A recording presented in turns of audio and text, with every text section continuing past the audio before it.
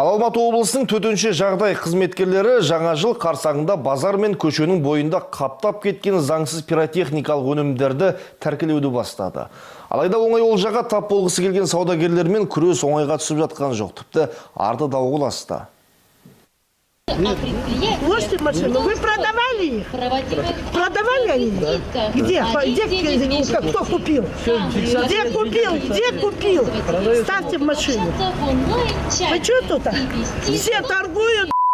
Все прикрываются, а вы... Пиротехникалық өнімдерді еш құжатсыз сатқандардың бірі жоғарыдағы таныстарына қоңырау шалып сес танытуға тырысса, енді бірі дөрекі сөздер айтып балағаттап жатты.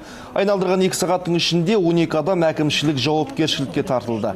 Сондай-ақ тұрғындарға арнайы парақша таратылып, кездейсоқ оқиғалардың алдын алу шарасы күшейтілді.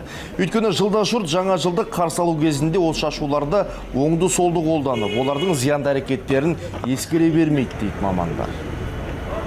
Пиротехникалық бұйымдарды тұрғын үйлердің балкондарынан 20 метр қашықтықта қолдануларын сұранамыз.